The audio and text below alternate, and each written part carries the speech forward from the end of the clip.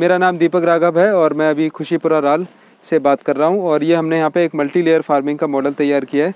और आजकल जैसे अगर फार्मिंग की बातें करो तो सबसे पहले बात आती है पैसे की। तो इस मॉडल से कोई भी व्यक्ति 5 से 10 लाख रुपए सालाना कमा सकता है। अब आते हैं बात की कि कैसे कमा सकते हैं। तो हमने क्या किया है, यहाँ पे ना एक ये 3 फीट का बेड बना रखा है ना। और 3 फीट का बेड बनाने के बाद ये 1 फीट की नाली बना रखी है। तो क्या है कि कुछ लोग इस नाली को खाली छोड़ देते हैं, मतलब मुझे है ना। तो हमारे को मैंने खुद का अपना ये मतलब सोचा कि इसमें क्या किया जाए। तो लेमन ग्रास और हमने इसमें खस लगा रखा है। सबसे मुझे लगता है आपको ये प्रश्न पूछना चाहिए कि लेमन ग्रास और खसी क्यों लगा रखा है। अगर आजकल क्या है, जितने भी रोग हो रहे हैं सबकी बॉडी ना एसिडिक हो गई है। जब भी बात करो ना, किसी भी डॉक्टर के पास जाओ, कहीं भी जाओ, आपकी बॉडी एसिडिक हो चुकी है, मिट्टी एसिडिक हो चुकी है, एनवायरनमेंट एसिडिक हो चुका है, दिल्ली एसिडिक हो चुकी है, सब कुछ एसिडिक हो चुका है, भोजन एसिडिक हो चुका है, हमारी हॉबी है ना, हमारी हॉबी, हमारी इच्छाएं, हमारे विचार सब कुछ एसिडिक हो चुके हैं। और है ना, एक शब्द है एल्कलाइन। तो हम उसको बैलेंस कैसे करें। तो खस और लेमन ग्रास अगर कोई व्यक्ति अपने जीवन में जोड़ लेता है, आदतों में जोड़ लेता है, तो वो अपनी ज़िंदगी में मुझे लगता है कि 70% रोगों से बच सकता है, सिर्फ 2 ही चीज़ों से। जिस तरीके से आयुर्वेद में जैसे त्रिफला है, चूना है ना, ये एक अपना बहुत बड़ा महत्व रखते हैं। इसी पंजाब में आया था कि टिड्डी ज़्यादा आ गई, कहीं खेतों में सांप ज़्यादा आते हैं, कहीं बंदर ज़्यादा आते हैं, कहीं मेंढक ज़्यादा आते हैं, या किसी कीट से परेशान है वो कोई व्यक्ति।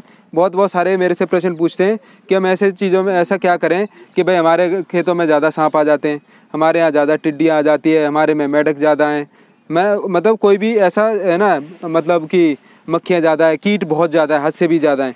एक अच्छा सबसे ज़्यादा मेरे पास प्रश्न आता है कि भाई मैं तो ऑर्गेनिक फार्मिंग करता हूँ, ऑर्गेनिक नहीं नेचुरल फार्मिंग करता हूँ, दूसरा बंदा नेचुरल वो बहुत ज़्यादा केमिकल मारता है। ऐसा हमारे साथ भी है। हम यहाँ नेचुरल फार्मिंग कर रहे हैं और हमारा पड़ोसी मतलब दुनिया का सबसे ज़्यादा केमिकल मारता है अपने फार्मिंग में, लेकिन हम उससे कैसे बचें। आप क्या करें कि अपने फेंसिंग पे लेमन ग्रास लगा दें। आपका जो भी कोई पड़ोसी कुछ भी करता रहे, आपकी फसल पे इफेक्ट नहीं पड़ेगा। तो ये ना मतलब एयर को क्लीन करती है। अगर बाहर बाउंड्री में कोई केमिकल फार्मिंग कर रहा है उसको क्लीनिंग करती है। और आपकी आगे खस, मतलब कहते हैं ना कि एक टेम्परेचर बनाना चाहिए, क्योंकि आजकल क्या हो गया, ठंड में ठंडी हो जाती है और गर्मी में गर्मी हो जाती है। अगर हमारे को अपनी मिट्टी का पीएच लेवल, एक पीएच होता है percentage of hydrogen, pH level मतलब एक सेम रखना है, अपनी चीज़ों मिट्टी को बैलेंस करना है, उसमें से एसिडिटी घटानी है, तो कोई व्यक्ति लेमन ये खस घास लगा सकता है। खस घास लगाने से आपकी मिट्टी की उर्वरक शक्ति बनेगी। और कहीं ना जैसे कोई फसलें नहीं होती, आप अपने खेत में आप एक प्रैक्टिकल कीजिए, सबसे मेरा विनम्र निवेदन है। जहाँ पे भी आप कोई भी फार्मिंग कर रहे हैं, आप उसके साथ खस लगा दीजिए। अगर कोई कीट से खस एक घास होती है ना, ये देखो हमने ये खस और लेमन ग्रास लगा रखे। मैं आपको बता दूंगा खस क्या होता है। इसकी जड़ को खोदते हैं ना, तो उसमें से उसको काट लेते हैं, उसमें से महक आती है। तो लोग बाग क्या है कि अपना आजकल एयर प्यूरिफिकेशन में काम आ रहा है, खस का शरबत भी बनता है। जो लोग बॉडी बिल्डर होते हैं ना, जिम वाले होते हैं, जिनको बहुत ज़्यादा ताकत चाहिए, और आजकल फर्टिलिटी की जो मैं बातें कर रहा था, किसी में मतलब अपनी ताकत बनानी है, आज बहुत सारी मेडिसिन्स बनती है ना।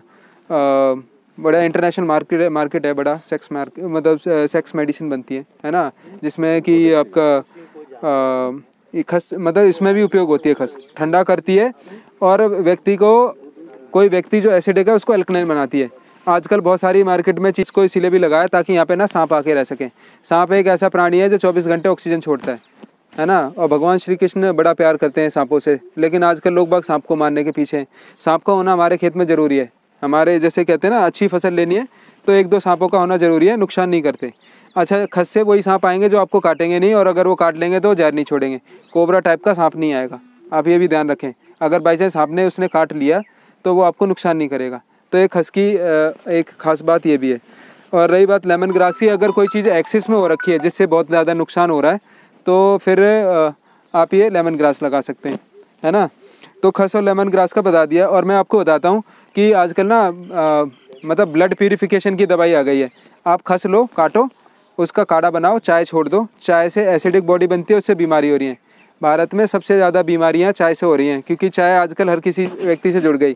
चाय के लिए क्या करें, आप लेमन ग्रास लें, पानी में बॉयल करें, ले लें, आपका जो ब्लड है वो प्यूरीफाई हो जाएगा और आपके विचार प्यूरीफाई हो जाएंगे, आप और एक्टिव होंगे। और एक लेमन ग्रास का अभी की डेट में मैंने पढ़ा था 80 करोड़ का मार्केट है। अभी भी भारत में 80 करोड़ का मार्केट है।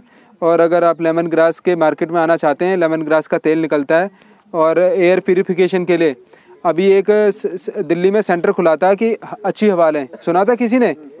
उसमें क्या कर रहे थे, वो लेमन ग्रास का ऑयल मिला के वाटर में और उसकी हीट बना के दे रहे थे। तो अगर कोई व्यक्ति ज़्यादा पोल्यूशन है तो ऐसा कर सकता है, इसकी 2 ड्रॉप पानी में लेके, और कुछ ऐसे बॉयलर होते हैं जो थोड़ी सी भाप सी छोड़ते हैं, मतलब इसको अपने घर की एयर प्यूरिफिकेशन के लिए यूज़ कर सकते हैं। तो इसका ऑयल यूज़ होता है, और इसका ऑयल की जो कीमत है वो 18,000 से लेके 25,000 रुपये लीटर तक भी है। अब वो किसके ऊपर है कि वो किस हिसाब से मार्केटिंग करता है। बहुत अच्छा मार्केट है दुबई, जितने भी जहाँ पे भी पॉल्यूशन की दिक्कत है वहाँ पे इसका सबसे अच्छा मार्केट है, और सबसे बड़ा मार्केट है यहाँ पे भारत।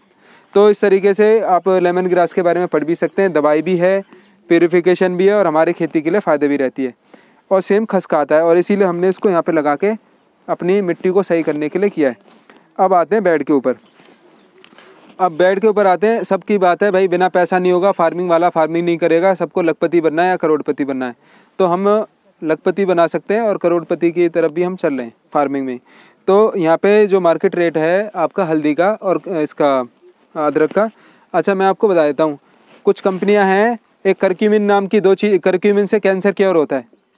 तो जो करक्यूमिन होता है 2 चीज़ों में होता है, एक तो गौमूत्र में होता है और एक हल्दी में होता है। तो हमारे पास जो हल्दी की वैरायटी है उसमें करक्यूमिन लेवल अच्छी मात्रा में है, और ऐसी वैरायटी 2 जगह मिलती है। एक तो एमपी में मिलती है, एमपी में एक जगह है। तो मतलब 1 ग्राम करक्यूमिन 300 से लेकर 3,000 रुपये का मिलता है। 300 से लेकर 3,000 रुपये का मिलता है। कैंसर की सबसे बड़ी मेडिसिन है। हम भी क्या करते हैं कि जो लोग कैंसर के पेशेंट मतलब होते हैं तो उसको गौमूत्र में और ये उबाल के देते हैं अपनी हल्दी, जिससे कि कोई व्यक्ति कैंसर क्योर कर सकता है। तो सुनील स्वदेशी जी जो हैं, ये भी जिस किसी को कैंसर मतलब जैसे अगर नॉर्मल लेवल का है, जैसे इनके पास आए किसी को गुटखा खा के यहाँ पे कुछ हो गया, मतलब उसको बता दिया भाई कैंसर है, तू तो मर जाएगा। तो इस तरीके के छोटे छोटे कैंसर तो इन्होंने क्योर किए। तो इस मतलब आपको समझना चाहिए कि हल्दी ना एक बहुत बड़ी मेडिसिन है। अगर आप उसको मेडिसिन लेवल से अगर बेचें तो 300 से लेकर 3,000 बेच सकते हैं। अगर सस्ता बेचे तो 100 रुपये किलो तो मुझे लगता है बिक सकती है। वो अपना मार्केटिंग का है। मेरी क्लास मार्केटिंग की भी होगी, सेल्स की भी होगी कि कैसे सेल्स कर सकते हैं नेशनल इंटरनेशनल मार्केट में, और एक्सपोर्ट कैसे कर सकते हैं। तो हमें क्या करते हैं कि जो बेड का जो नीचे है पहले हल्दी अदरक लगाते हैं। अभी हमारा मतलब हल्दी उधर लगा हुआ है, उसको इधर हम लाने का काम कर रहे हैं। अभी आपको खोद के दिखाएंगे। हमने उधर हल्दी लगा रखा है।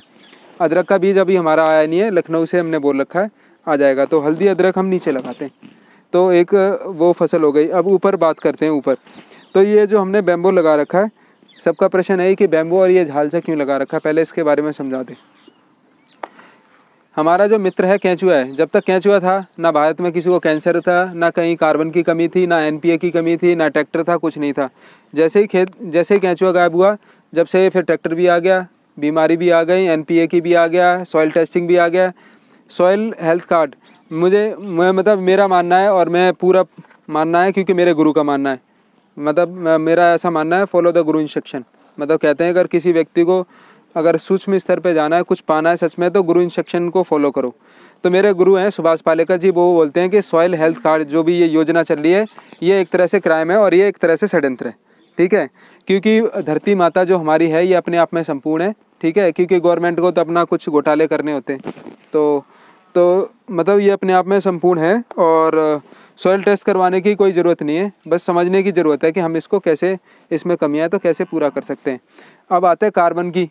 सब बात करते हैं कि भाई न्यूट्रिशन वैल्यू, एनपीए की बात करते हैं, कार्बन की वैल्यू करते हैं। अगर कोई व्यक्ति अगर इससे आच्छादन कर ले, कोई जो भी उसके पास वेस्टेज बचता है, जैसे हमारे पास पराली है ना, और हमने लोगों से कहा कि भाई किसी के पास पराली हो तो हमारे को दे सकता है, हमें बता सकता है। हम प्रचार भी कर रहे हैं कि अपना आच्छादन करें।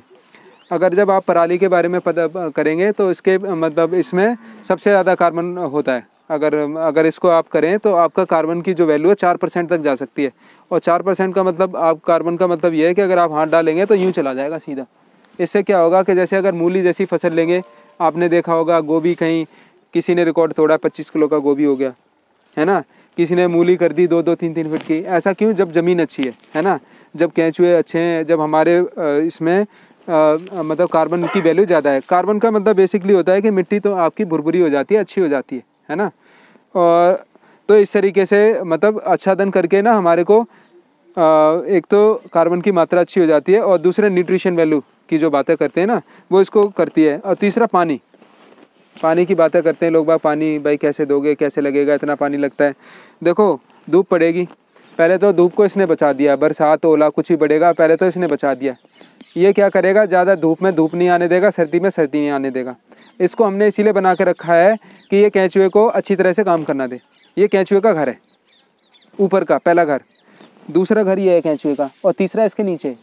हमने ये केंचुए को असिस्टेंस देने के लिए कर रखा है कि हमारा जो केंचुआ है, जो हमारा मित्र है, जिससे हम खेती कर रहे हैं, जिससे हम 100 साल तक इसमें ट्रैक्टर नहीं चलाएंगे। अब 100 साल तक, 100 साल में मैंने कैलकुलेशन लगाई मैं कितना पैसा बचाऊंगा। मैंने ट्रैक्टर नहीं चलवाऊंगा तो मेरा काम केंचुए कर रहे हैं तो मैं इनके लिए थोड़ा खर्चा कर दूँ, तो ये मैंने खर्चा केंचुओं के लिए कर दिया।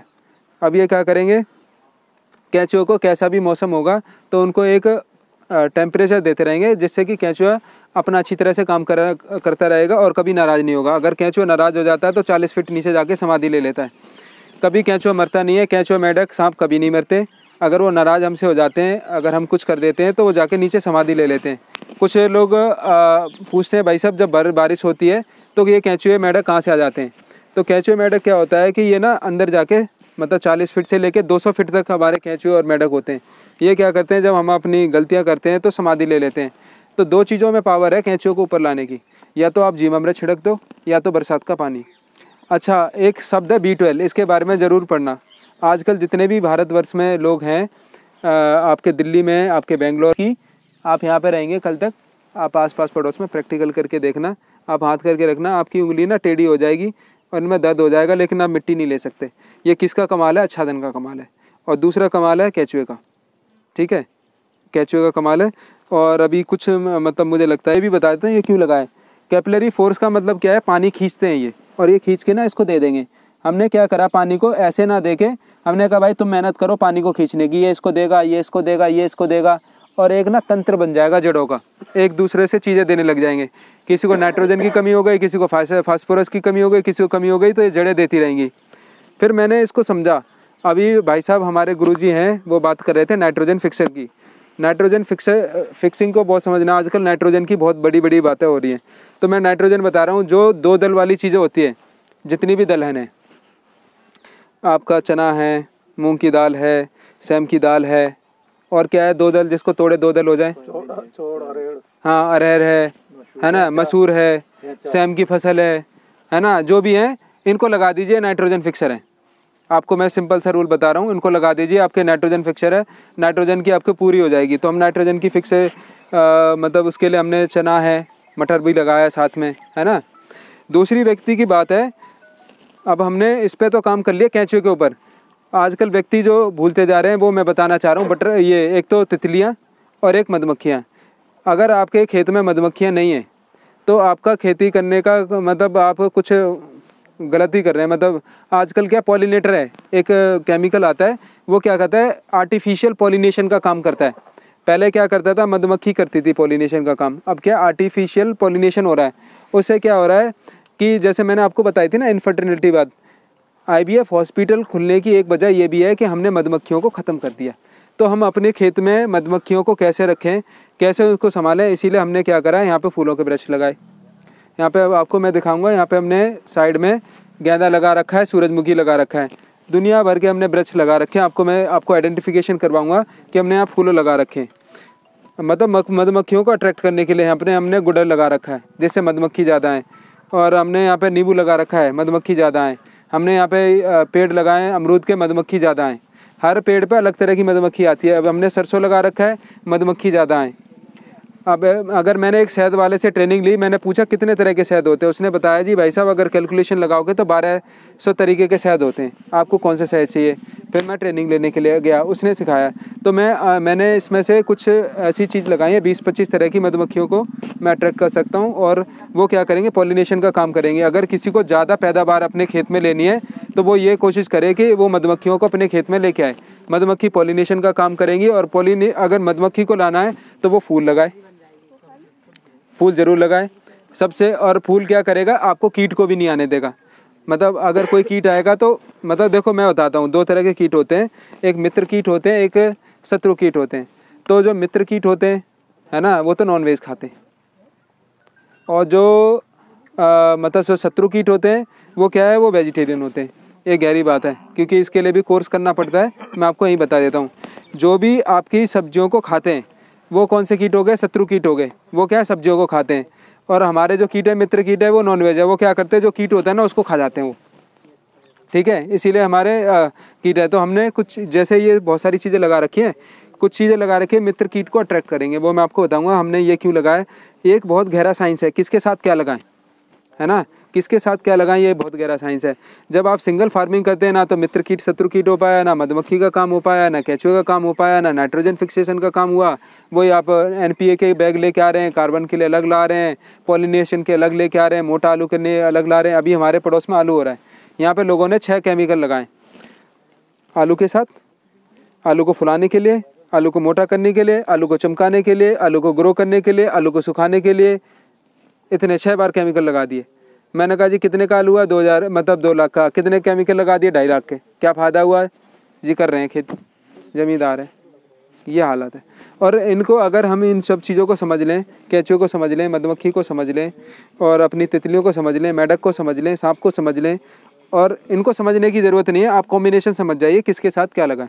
हमें सिंगल फार्मिंग नहीं करनी। मैंने जब भी कहा ना सिंगल फार्मिंग इज़ क्राइम, अब आपको समझ में आ रहा होगा सिंगल फार्मिंग क्राइम कैसे। तो अब चलते चलते हैं, और मैं चलता हूँ, अब चलते चलते चर्चा करेंगे, बात करेंगे।